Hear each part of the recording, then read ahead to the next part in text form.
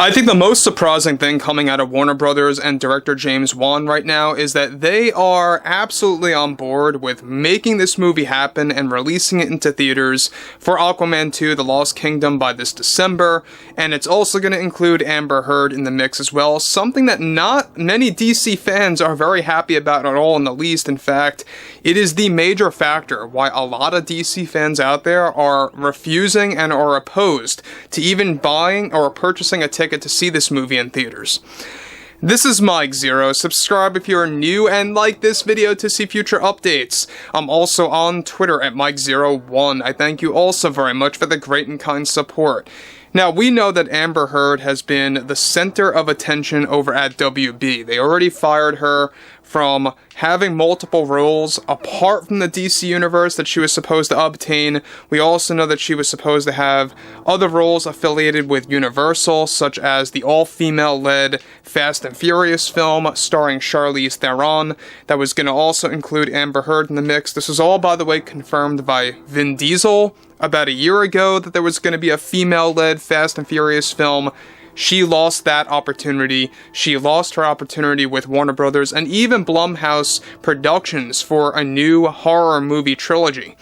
Now, on top of all of this, what's interesting has a lot to do with her overall pointing of the finger toward the DC fan base, and specifically her attitude toward all of the fans that have been pretty much in an emotional roller coaster with everything that has been going on with the DC universe. Everything ranging from James Gunn taking over and rebooting the entire franchise and more.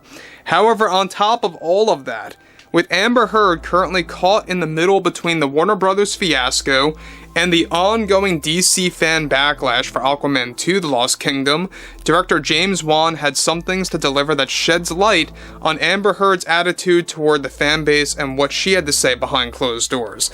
Now, Wan delivered the following. Working with Amber was a challenge coming out of her struggles with her relationship to Johnny Depp and everything that was televised, both when working with her on set up until just recently when I was going over our decision to do some cutbacks with her role in this film. She felt that all the fans were to blame for where she is now with not just her career, but also her role in this movie and her status as Mera. She would always endlessly tell me and inform me that she felt that the DC fans are just out of touch with their understanding of how her situation and relationship to Mr. Depp is, and that they just needed to sit back and be quiet. This was the main reason why we had to initiate multiple reshoots. It was all connected to Amber and the emotions that she was going through and how it also impacted Jason. But she would keep on blaming the fans and their criticism of her return.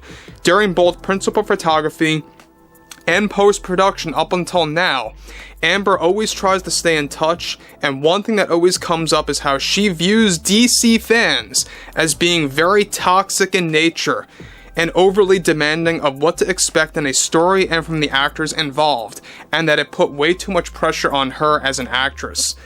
Now, let me just stop here quick about what Wan is delivering about Amber Heard's attitude toward the DC fans, and just toward the common moviegoers that have actually watched the Aquaman movie itself and the follow-up, and how a lot of people want nothing to do with that one in particular. Now, Amber Heard, we know that her career is basically done. Even her indie movie, In the Fire, is getting terrible reviews. Nobody wants to see this. Nobody is enjoying it at all. And it really is something that really just put the final nail in the coffin of her status as an actress. Now, we know that the whole fiasco over at Warner Brothers has been one of the biggest ordeals in Hollywood in recent times. We know that a lot of this had to do with the fact of the failed test screening, where a lot of screeners were actually walking out from Aquaman 2, not just because of some other factors, but the main one being is that there were a lot of scenes that involved Mera that were actually described as quite cringeworthy. You know, cringeworthy dialogue, acting, and even the way it was executed by director James Wan and the editors of Aquaman 2. Now, we know that Patrick Wilson and Jason Momoa, they're getting, a bad rap with this movie, unfortunately. I mean, they're both very talented actors in my book, very nice individuals that really respect what they pretty much are in this world and what their status is in this movie. And we know that Jason and Patrick had the time of their lives being involved with what is now considered the final DC Universe film as we know it, given that Wonder Woman 3 is seemingly called off because of James Gunn. That is not happening at all. So, what's interesting about this further, Wan goes on to reassure the following. She did tell me, personally, that with everything involved with Aquaman 2 was too challenging for her in the wake of the Johnny Depp trial. She is still going to have a presence in this film, whether fans like that or not. It is a bittersweet moment that this is how we are ending things off with the DC Universe, with all of our challenges and struggles that are still catching up to us to really promote this film to the fans in the best way possible. But she just feels that the fandom needs to begin to stay quiet and to keep their opinions to themselves, and that they are too toxic in nature. I can assure everyone that this film is going to end the DC Universe in a way that fans would never imagine, and Amber's background should not stop anyone from giving this film a chance in theaters. Now, I don't know about you guys, but again, James Wan seemingly trying to sell this movie. Give it a chance, check this movie out regardless of what you think about Amber Heard. Blah, blah, blah, blah, blah, right? Now, look, I respect director James Wan, I do. I don't think he's a bad guy, per se.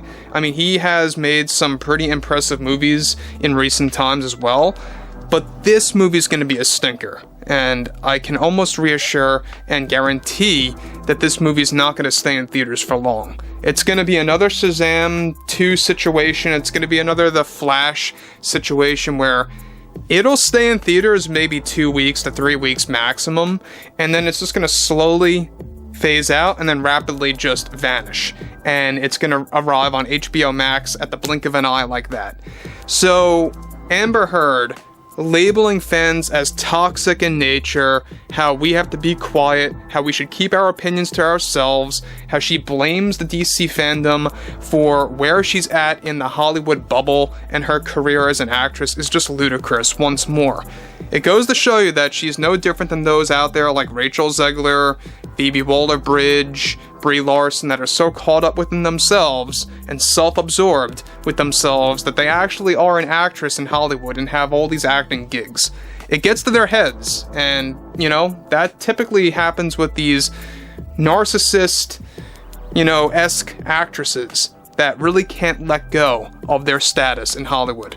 So what's interesting about this, too, is the fact that Warner Brothers is doubling down on really making this movie happen. If I were them, I would just take the loss, don't put it in theaters, make it a direct-to-streaming movie and direct-to-disc, and just, wipe your hands off and call it a day. That's it. That's what they should do, That's really what Warner Brothers always needed to do. It's a waste of time to even put this in theaters, in my book at least. So anyway, guys, drop a comment below, fill me in below in the comments what you all have to say about this, and if you guys did enjoy the content for today, make sure to drop a thumbs up on this video to support the channel, and I will catch you guys next time.